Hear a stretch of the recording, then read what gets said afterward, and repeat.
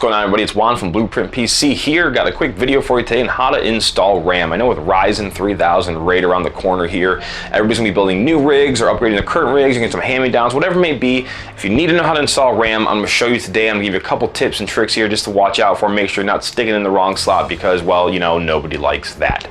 So anyway, stick around and we'll show you how it's done.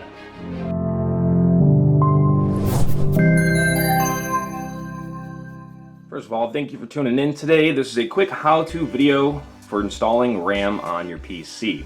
Now this one's going to be shown on a motherboard outside of your tower. The process is very similar. The only difference is if you are installing it on a current built PC, please make sure you shut off your power supply and better off yet, unplug it from the wall before removing or installing any components.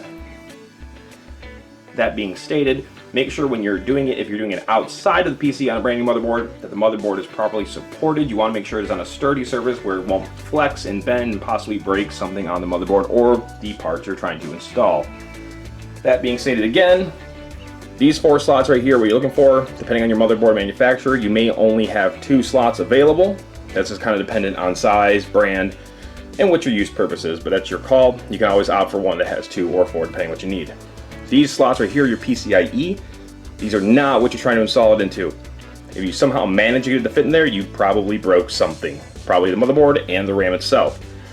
Alright, so in order to do this, identify your slots, reference your owner's manual to make sure you install the RAM into the proper slots needed unless you are filling up all slots. If you're doing 1 slot, you'll have to determine which your main slot is going to be for orientation.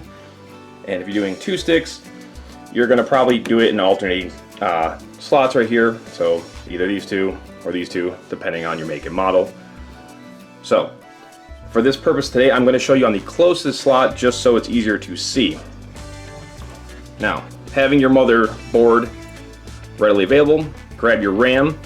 Now, do not touch the pins. You don't want to get any kind of contamination on those pins because that can cause problems later or even right off the bat, depending on how bad you gunk it up.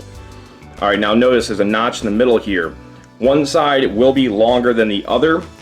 Typically the shorter side is going to be the one that's facing down, but it all depends on your case and what you're working with there.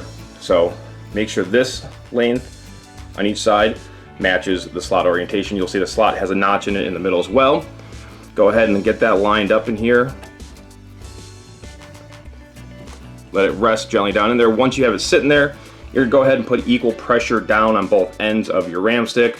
And you go here, it click into place. When it clicks into place, these will naturally lock up and retain themselves in here.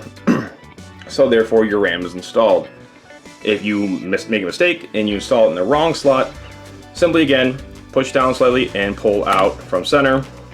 That'll release the RAM stick and you can go ahead and put it wherever it needs to go. Thank you for watching. If you liked it, subscribe, hit like. If you didn't, tell me why.